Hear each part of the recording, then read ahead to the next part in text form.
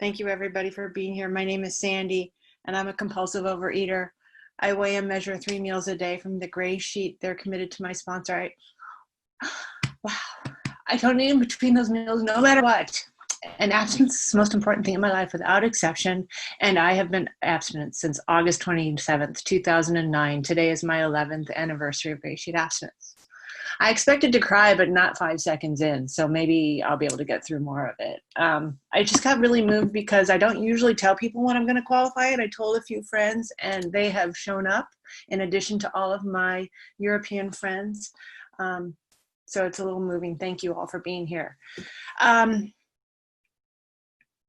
I want to spend a lot of time on recovery because I often do a foodalog. But first I want to let everyone know I qualified a few years ago at the LA meeting, and somebody came up to me who was new and said, oh, when you first started to speak, I thought, what does this bitch have to, what does she have to offer? Because I didn't look like somebody that needed help from compulsive overeating at the time.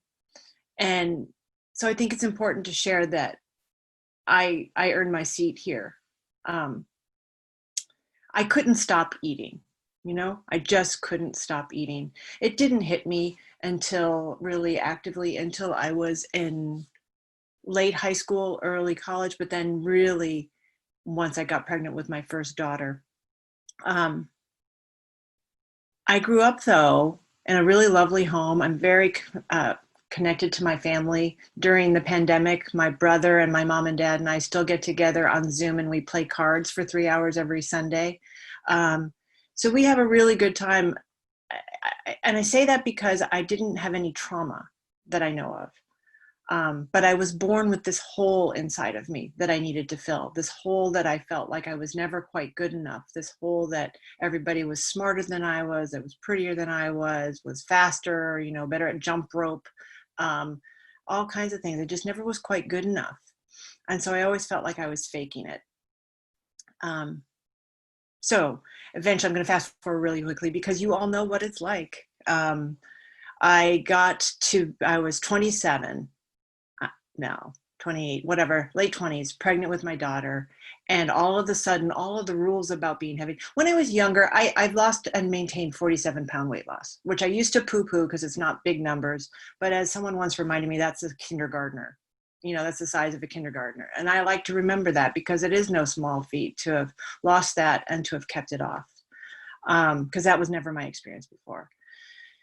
So when I got pregnant, it was like, oh, well, now I can eat. There's nobody can judge me because I'm pregnant. And I ate a lot. And she was huge. I gained 70 pounds. And I didn't lose the last of those 70 pounds until 11 years later. No, 14 years later when I got abstinent on the Gray Sheet. I didn't lose all of that. I lost some of it and then I would gain it back and I lost. So I carried that weight around for a long time and I just couldn't stop. And it once it triggers, I think something happens for all of us where whether it's, at 3 months or at 30, something happens and it's just, there's no return. And I just ate meal after meal after meal, hit it. And then it became, I got here when I was, well, I don't want to tell you how old I was when I got here. No, I was 43 when I got here. And yeah, anyway, I'm losing it. I'm so overwhelmed. So I was like a junkie. I was a junkie. I would leave home to go grocery shopping and eat in the parking lot. And I would hide food. I would throw things in the bin. I would drive around. Oh, I'm picking up all your European, the trash can, not the trash can, but in the bin. I drive around to dumpsters so I wouldn't put it at home so my husband wouldn't see the boxes and bags. I don't know who I thought I was kidding. I would drink stuff that you pour on a protein at a dinner meal. I would drink it out of a little boat, they call it, when I was cleaning the dinner. I would offer to clean up at family dinners so I could go in the kitchen and eat everybody's leftover scraps. I, in my food, would try and stop, and I would put things in the garbage, and I would take it out of the garbage and I would eat it. I am a low down, dirty, compulsive overeater. There was nothing that was too disgusting for me to not do. A lot of things happened, and I've shared them in a lot of other things, but basically my husband caught me shooting up essentially one day. I was eating an orange snack in a bag in the minivan, reading a People magazine with my Diet Coke, because, you have to have a diet soda. And he looked at me as if I were, it was bad, because who I am when I'm in the food is I am a rageaholic. I am smarter than you are. I will cut you to the quick. I will use every word I know possible. I will fight to the death to prove I'm right, even if I'm really not. And I am mean, and nothing matters to me, and no one matters to me more than getting my next fix. I have 3 children. They were 14, 11, and 5 when I came in. And they didn't matter, ultimately, I had my son, who is now 16, and many on here know my story with this, but I got pregnant with my son because it was easier to get pregnant than it was to go on a diet. And I thought, why not just have a baby? Then I can have that 9 months of eating and nobody can judge me. I actually had that thought. Proof that there's a higher power, because he's just this huge blessing in my life. But anyway, so there we are, binging. I went to OA after having this huge fight with my husband, because there's nobody there. I didn't know about GreySheet at all. OA was not the place for me. It works for some people, God bless them, and that's wonderful for them, but it wasn't the place for me. They have a pamphlet there called The Dignity of Choice, and there is never anything dignified about any choices I ever made about food. I was the queen of the 4-day abstinence, and you were defining your own abstinence. And so today it's this, this, and this. And then, oh, well, I didn't do that. So then it's that, that, and that. And there was no recovery in the rooms that I saw. Oh, there's a good, okay. In the OA where I am. And in fact, what I did was, I remember being at meetings and people were celebrated and lauded for 30 days, which is a phenomenal achievement, 30 days of not eating compulsive, but nobody knew exactly what that meant. If it was me, it could have meant 3 meals, 4 snacks, and that would be abstinent, because we were defining it. So there was the lack of definition that I struggled with.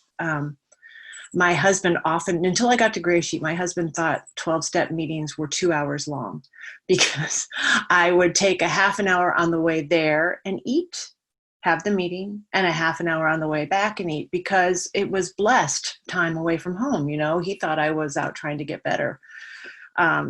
It was not working.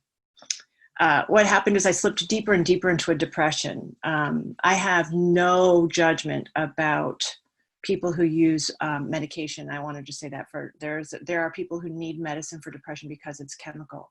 For me, it wasn't that. I was on antidepressants and they weren't working. I was seeing a therapist and it wasn't working. I'd gone on a magical mystery tour of all kinds of different religious traditions and that wasn't working. There was nothing that was working. And as I aged and as I realized I had all those what ifs, I think a lot of that I've heard, I'll be happy when kind of thing. I'll be happy when I get the boyfriend. I'll be happy when I get married. I'll be happy when I get the job, when I have the kid. I had all that stuff and none of it was making me happy. And it was just, if you pardon the pun, it was gray. It was just gray. Everything, it was colorless. There was no joy in my life. And I began to fantasize about suicide.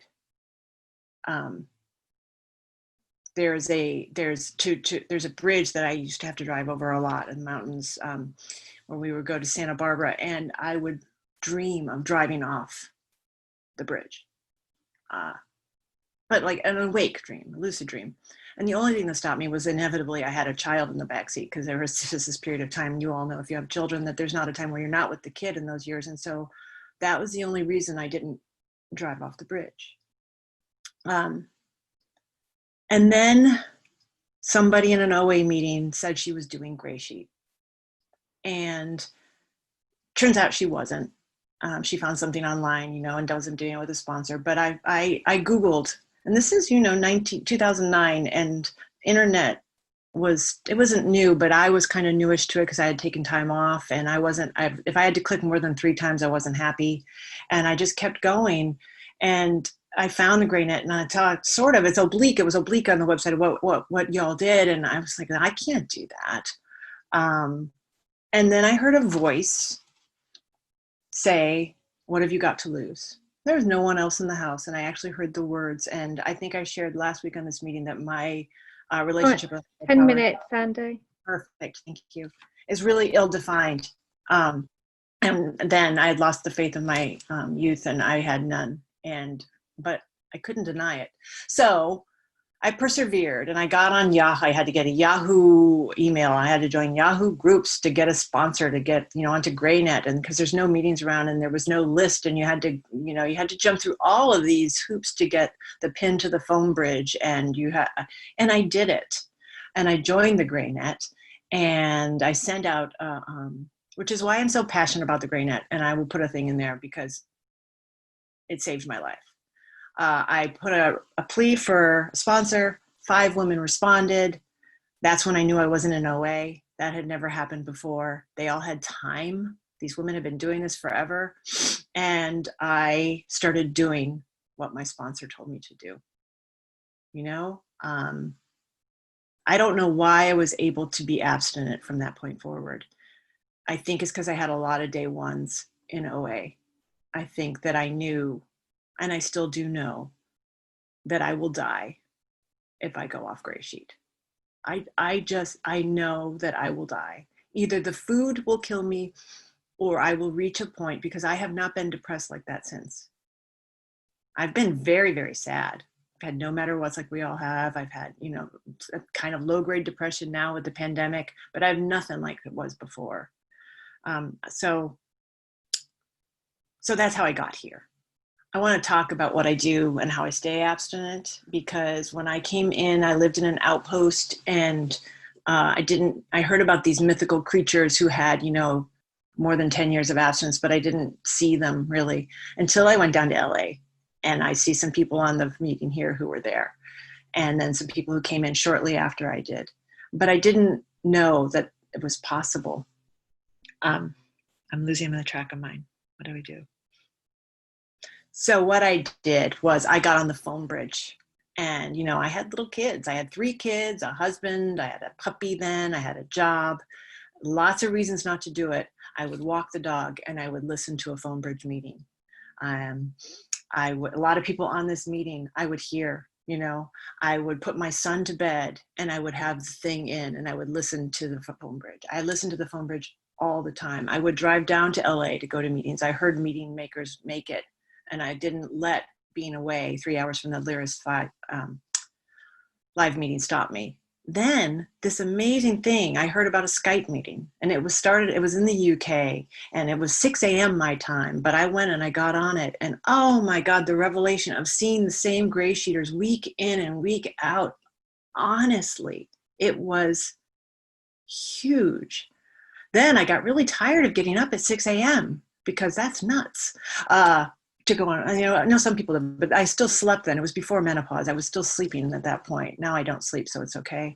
But I started my own, because I heard all you need to do is just start. So I started a Skype meeting. I started at a time that worked for me, evening time, and some other women came on, and we were there for years, and then we moved to Zoom, and the meeting's still there. And then I started another meeting because I needed meetings at times that worked for me. So I go to meetings, I sponsor, and I'm sponsored. There are some people who are very good at sponsoring. I am a good sponsor once we're started, but I have a hard time. It took me a long time to find my rhythm, because I took it personally when people wouldn't stay in, and I thought I needed to keep them abstinent, and that's not my job. What else do I do? Yeah, so I was on meetings. I did this. I timed. I jumped into World Service a year ago.